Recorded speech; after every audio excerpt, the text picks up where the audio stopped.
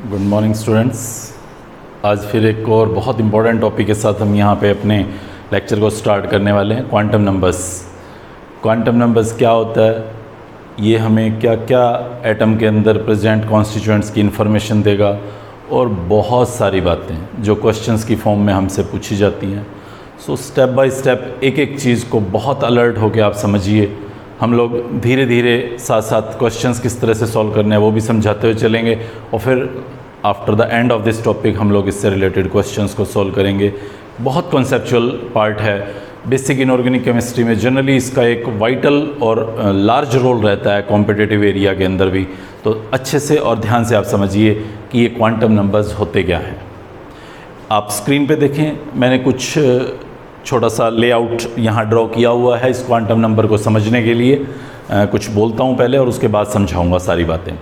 Quantum numbers actually 4 different numbers हैं जो आपको किसी एटम में प्रेजेंट इलेक्ट्रॉन का कंप्लीट इंफॉर्मेशन देते हैं। लाइक उस इलेक्ट्रॉन का एनर्जी क्या होगा, उस इलेक्ट्रॉन का न्यूक्लियस से अप्रॉक्सीमेट डिस्टेंस क्या होगा, उस इलेक्ट्रॉन का एंगुलर मोमेंटम क्या होगा, वो इलेक्ट्रॉन किस डायरेक्शन में रोटेट कर रहा होगा, स्पिन कर रहा होगा, और भी बहुत सारी वैल्यूएबल इंफॉर्मेशंस जो मैं यहाँ पे आज नहीं ख़त्म करने वाला, आने वाली पूरी केमिस्ट्री के दौरान यूज़ करता रहूँगा। 4 डिफरेंट नंबर्स हैं किसी इलेक्ट्रॉन के जो उसका कंप्लीट इंफॉर्मेशन देते हैं, और वो 4 नंबर्स क्या हैं। प्रिंसिपल क्वांटम नंबर 1 n से रिप्रेजेंट किया जाता है। सब्सिडियरी क्वांटम नंबर या एजीमुथल क्वांटम नंबर या एंगुलर क्वांटम नंबर L से रिप्रेजेंट किया जाता है। एक मैग्नेटिक क्वांटम नंबर M से रिप्रेजेंट किया जाता है, और एक स्पिन क्वांटम नंबर जिसको S से रिप्रेजेंट किया जाता है। ये N, L, M, S सभी कुछ नंबर्स हैं। जैसे प्रिंसिपल क्वांटम नंबर, कोई एक नंबर होगा किसी इलेक्ट्रॉन का 1 to इन्फाइनाइट, या L सब्सिडियरी क्वांटम नंबर, वो भी कोई एक नंबर होगा किसी इलेक्ट्रॉन का, मे बी 0, 1, 2 कुछ ऐसा। मैग्नेटिक क्वांटम नंबर भी सिमिलरली कोई ऐसा एक नंबर होगा 1, 2, 3, और स्पिन क्वांटम नंबर भी कोई एक नंबर होगा, लाइक जैसे +½ -½ ये चारों बातें अगर हमें किसी इलेक्ट्रॉन की पता हो, ये चारों values n value, l value, m value और s वैल्यू हमें अगर किसी इलेक्ट्रॉन की पता हो, तो हम उस इलेक्ट्रॉन का बहुत सारा हिस्सा, बहुत सारी प्रॉपर्टीज़, बहुत सारी बातों का अप्रॉक्सीमेशन कर सकते हैं। इसको मैं समझाने के लिए एक जनरल मॉडल लेता हूँ कि ये क्या है क्वांटम नंबर्स, जिसको हमारा दिमाग आसानी से रिसीव कर पाए। तो इधर राइट साइड पे देखें, मैंने यहाँ पे एक बॉक्स में स्कूल वर्ड लिखा हुआ है, फिर एक स्टूडेंट वर्ड लिखा हुआ है, और फिर ये 4 उसके कैरेक्टर लिखे हुए हैं स्टूडेंट के। आप सबसे पहले दिमाग में पिक्चराइज करें कि school is just like an atom and students are just like an electron. जैसे एक स्कूल में हजारों इलेक्ट्रॉन्स हैं, हजारों स्टूडेंट्स हैं, सिमिलरली एक एटम में भी ऐसे ही कुछ, अब मैं हजारों तो नहीं बोलूँगा, बट काफ़ी सारे इलेक्ट्रॉन्स हैं, 1 to 118 कुछ भी हो सकता है। सो मैं ये कहना चाहता हूँ कि आप जस्ट अज्यूम करें कि स्कूल एक एटम है और स्टूडेंट्स उसके इलेक्ट्रॉन हैं। उन स्टूडेंट्स का, सभी स्टूडेंट्स का ये 4 कैरेक्टर है। जैसे उस स्टूडेंट का एक पर्टिकुलर नेम है, जैसे मैं लिख देता हूँ कि उसका नेम है रवि। उसकी एक पर्टिकुलर क्लास है, मैं लिख देता हूँ 11th। उसका एक पर्टिकुलर सेक्शन है, मैं लिख देता हूँ मेडिकल या A, वटएवर, A ही लिख देता हूँ, छोड़ो मेडिकल को, A। उसका एक पर्टिकुलर रोल नंबर है, लेट मी से इट 7। ये 4 कैरेक्टर्स उस पर्टिकुलर स्टूडेंट का एक यूनिक आईडी है जो उस पूरे स्कूल में किसी भी दूसरे स्टूडेंट से हूबहू एज इट इज़ चारों चीज़ें मैच करती नहीं मिलेगी। आपको हो सकता है स्कूल में रवि नाम के 10 स्टूडेंट्स मिल जाएं, क्लास 11th के 20 स्टूडेंट मिल जाएं, रवि क्लास 11th में 5 मिल जाएं, रवि क्लास 11 सेक्शन ए में भी 2 मिल जाएं, लेकिन Ravi class 11 section A roll number 7 वो बच्चा पूरे स्कूल में सिर्फ एक होगा। ये चारों कैरेक्टर किसी भी स्टूडेंट के पास नहीं होंगे। हो सकता है किसी स्टूडेंट के पास ये 2 हों, या ये 3 हों, या ये 3 हों, या ये 2 हों, वटएवर, बट चारों यही कैरेक्टर किसी भी स्कूल के दूसरे बच्चे के पास एज इट इज़ नहीं होंगे। मैं ये भी कह सकता हूँ कि ये चारों कैरेक्टर्स, इधर देख लीजिए आप, ये चारों कैरेक्टर किसी भी स्टूडेंट का उसके स्कूल में एक कंप्लीट आईडी है, जो आपको उसके बारे में बहुत सारी वैल्यूएबल इंफॉर्मेशंस देता है। लाइक उसके नाम से आप कुछ इंफॉर्मेशन ले पाएंगे, हाँ थोड़ी बहुत, हालांकि साइंस से रेलेवेंट नहीं है। लाइक मैं जोडिक साइंस देख सकता हूँ उसका, कि उसका क्या जोडिक साइन होगा, राशि क्या होगी उसकी। उसकी क्लास सुनी मैंने, क्लास सुनते ही मैंने कई चीज़ें एनालाइज कर दी। 11th क्लास मतलब वो अप्रॉक्सीमेट 15-16 ईयर का होगा।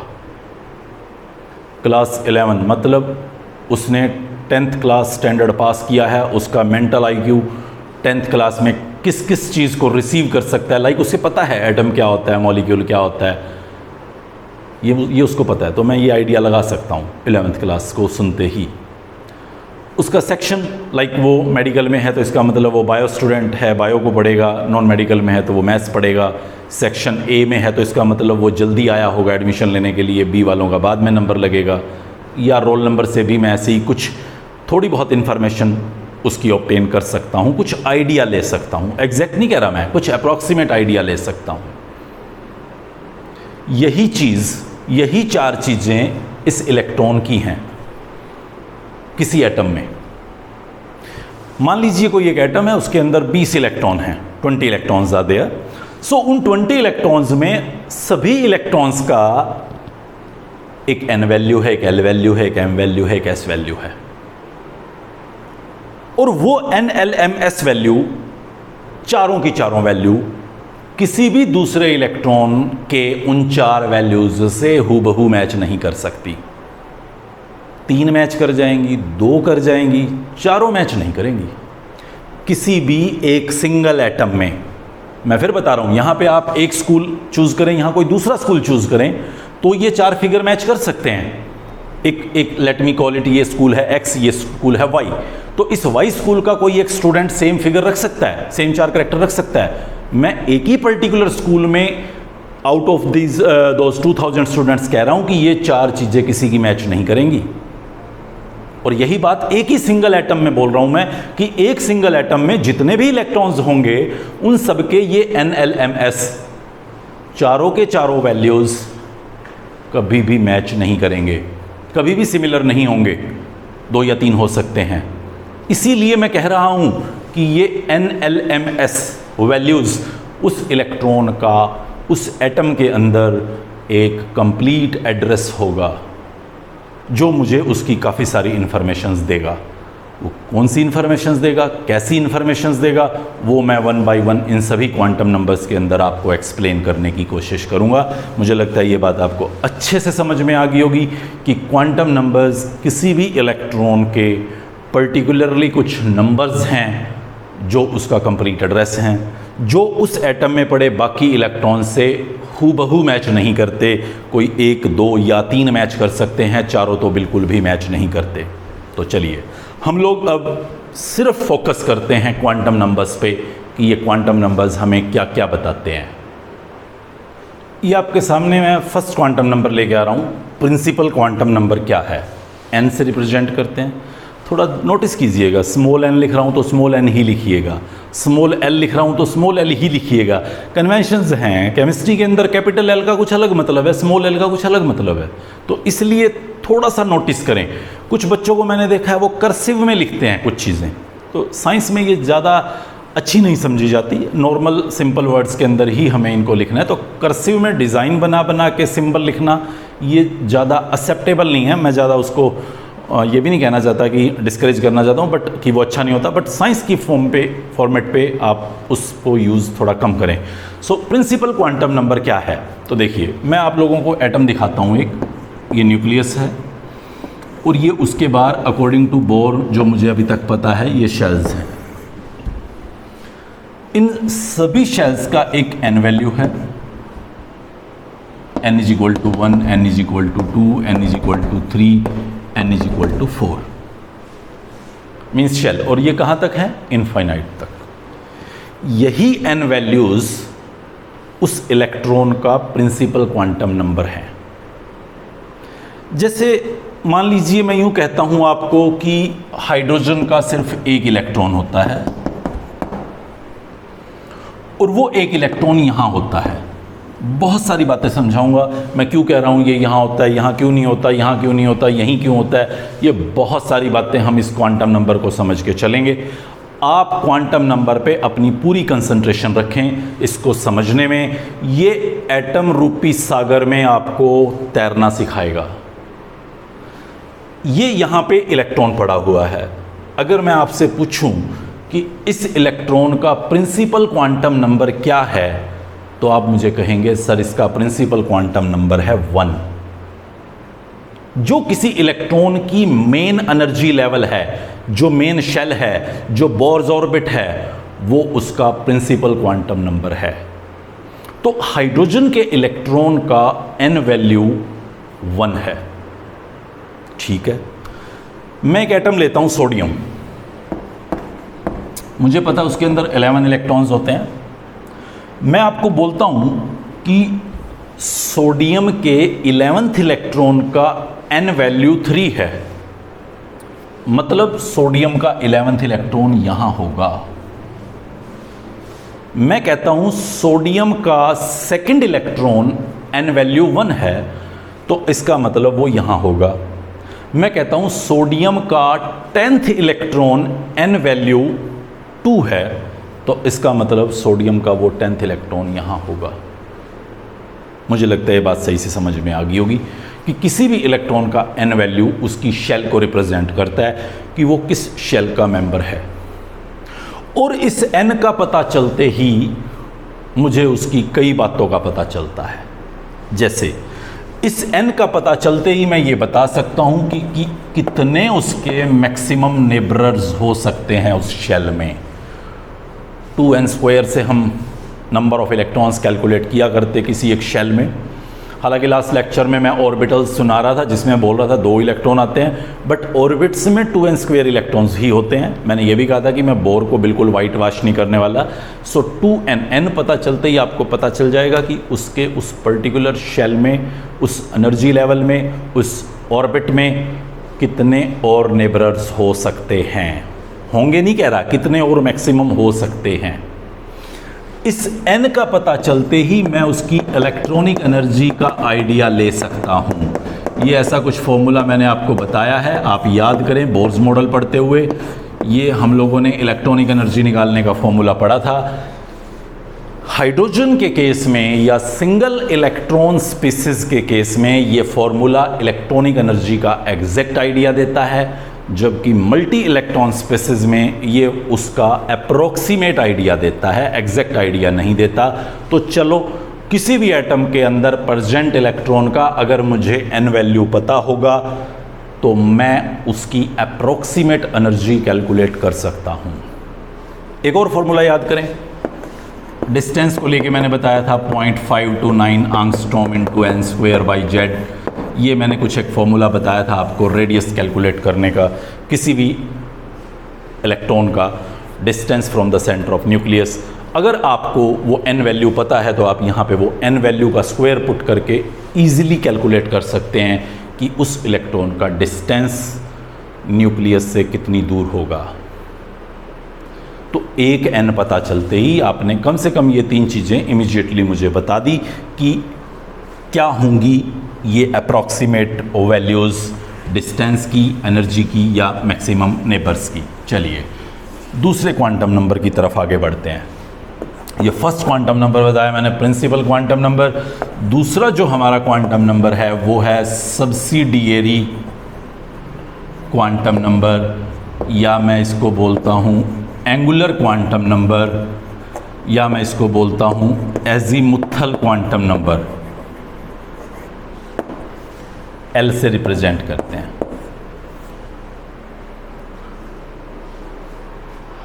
ये क्या आ गया एल? एक्चुअली जब हमने यहां प्रेजेंट 2 इलेक्ट्रॉन्स को स्टडी किया, पहली शेल में 2 इलेक्ट्रॉन आ सकते हैं, आप लोग जानते हैं इस बात को।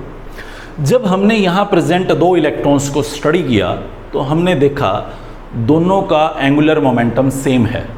ध्यान से सुनना मेरी इस कहानी को, ये कहानी बुक्स में ऐसे नहीं लिखी होगी, बट समझाने में बहुत हेल्प करेगी मुझे। यहाँ पे मैक्सिमम कितने इलेक्ट्रॉन आ सकते हैं? 8। तो जब मैंने उन 8 इलेक्ट्रॉन्स का एंगुलर मोमेंटम ऑब्जर्व किया तो 2 का एंगुलर मोमेंटम एक जैसा आया और बाकी 6 का एक जैसा। मतलब 2 तरह के इलेक्ट्रॉन्स पड़े थे, एक इन नंबर्स 2 थे जिनका एक पर्टिकुलर एंगुलर मोमेंटम था, और एक इन नंबर 6 थे जिनका एक पर्टिकुलर एंगुलर मोमेंटम था।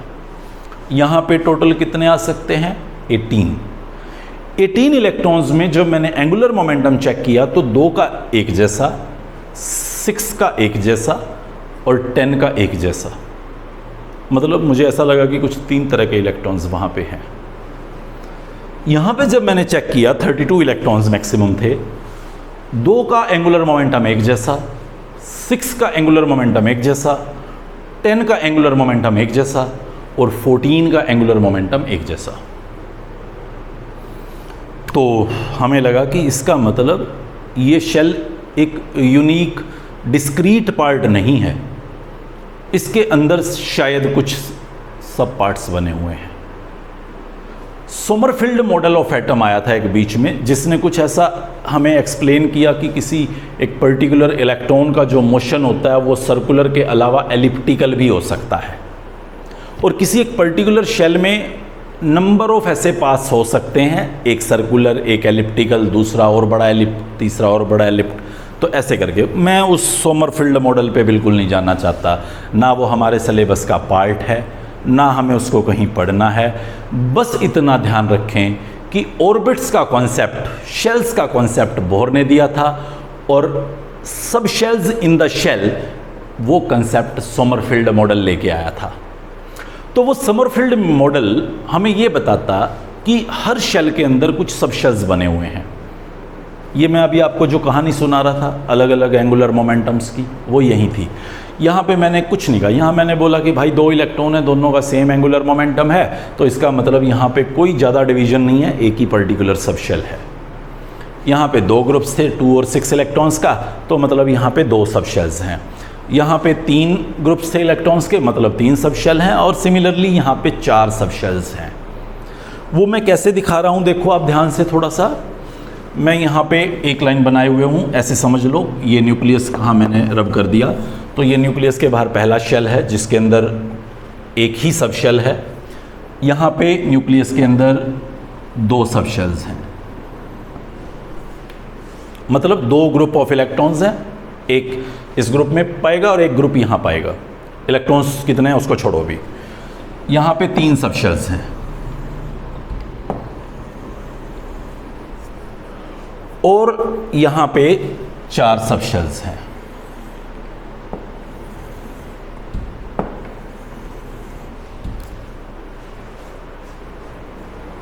ये एक्चुअली जो सब्सिडियरी क्वांटम नंबर है उसको हम L से रिप्रेजेंट करते हैं, स्मॉल l। किसी भी n वैल्यू के लिए, for any value of n, L is 0 to n-1। किसी भी n के लिए जो L वैल्यूज़ होती हैं, यानी कि जो सबशेल्स होती हैं, वो 0 to n-1 होती हैं। ध्यान से समझना इस बात को, बच्चे बहुत गलती करते हैं। सपोज मैंने कहा n इज इक्वल टू 1, तो L क्या होगा? 0 to n 1 है, 1-1, तो 1-1 तो 0 होता है, तो L की वैल्यू क्या होगी? 0 to 0, तो मतलब सिर्फ 0 ही रहा। अब मैं पूछूं आपसे L की कितनी वैल्यू है, तो आप कहेंगे 0। नहीं, एल की एक वैल्यू है और वो वैल्यू 0 है। एल की कितनी वैल्यू हैं, how many values of L are there, I will say 1 and what is that value, that value is 0। Got it? अच्छे से सुन लीजिएगा, दोबारा इस बात को रिपीट करके सुन लीजिएगा। अगर सपोज n की वैल्यू 1 है तो l की सिर्फ एक वैल्यू है और वो वैल्यू क्या है, 0। मतलब एक सब शेल है और उस सब शेल का l वैल्यू क्या है, 0। एक बार फिर देखें यहां पे, मान लीजिए n की वैल्यू है 2, मतलब मैं सेकंड शेल की बात कर रहा हूं। जब मैं सेकंड शेल की बात कर रहा हूं तो l कितने होंगे, 0 to 2 minus 1, यानी कि 0 to 1, 2 minus 1 तो 1 होता है, यानी कि l की कितनी वैल्यूज होंगी, पहली वैल्यू 0 और दूसरी वैल्यू 1, मतलब 2 वैल्यूज होंगी। मतलब यहां 2 सब शेल्स होंगे, एक की l वैल्यू होगी 0 और दूसरे की l वैल्यू होगी 1। मुझे लग तो रहा है कि आपके दिमाग में ये बात घुस गई होगी, नहीं घुसी थोड़ा सा पीछे आओ, फिर दोबारा से सुनना शुरू कर दो, बहुत इजीली समझ में आ जाएगा। जैसे n की पहली वैल्यू क्या थी, 1, और कहां तक जाएंगी, इन्फिनिटी तक। l की पहली वैल्यू क्या होगी, 0, और कहां तक जाएगी, वही इन्फिनिटी तक, या इन्फिनिटी -1 बोलूं, बट वो इन्फिनिटी होता है। सो मुझे ऐसे बोलना है कि l की पहली वैल्यू 0 आती है, उसके बाद बढ़ती जाएंगी, n की पहली वैल्यू 1 आती है, उसके बाद बढ़ती जाएंगी। अगला देखें आप, n का वैल्यू 3 ले लेता हूं मैं यहां, तो l क्या हो जाएगा जी आपका, l हो जाएगा 0 2 3 -1, यानी कि 0 to 2, यानी कि 0 1 2, कितनी वैल्यू, 3, मतलब 3 सब शेल होंगी। जहां n की वैल्यू 3 है वहां पे l की 3 वैल्यूज होंगी, एक वैल्यू होगी 0, एक वैल्यू होगी 1, एक वैल्यू होगी 2। और अब अगला काम आपका, n की वैल्यू 4, l की वैल्यू 4 -1, यानी कि 0 to 3, यानी कि 0 1 2 3, मतलब 4 वैल्यूज होंगी, वो मैंने 4 ऑलरेडी दिखा रखी हैं। एक की l वैल्यू 0, एक की l वैल्यू 1, एक की l वैल्यू 2 और एक की l वैल्यू 3। चलो एक काम हुआ, मुझे शेल्स में सब शेल्स की भी कहानी पता चल गई। सोमरफेल्ड पे ज़्यादा माथा नहीं मारना हमें, बस उसकी ये बात सुन ली, सब शेल्स होती हैं, उसको अप्लाई करेंगे और आगे बढ़ेंगे। l की जब 0 वैल्यू होती है, कट तो नहीं रहा ये, l की जब 0 वैल्यू होती है तो उस सब शेल को नाम दिया गया है s। जब 1 वैल्यू होती है तो नाम दिया गया है p। जब 2 वैल्यू होती है तो नाम दिया गया है d, और जब 3 वैल्यू आती है तो नाम दिया गया है f। अच्छा सर, 5th शेल में चलते हैं, वहां पे क्या होगा, वहां पे 5 सब शेल्स आएंगी क्या, यस, 0 1 2 3 4 5, फिर नेक्स्ट में 0 1 2 3 4 5 6, फिर नेक्स्ट में 0 1 2 3 4 5 6 7 एंड सो ऑन। इसी तरह से आगे बढ़ते जाइए।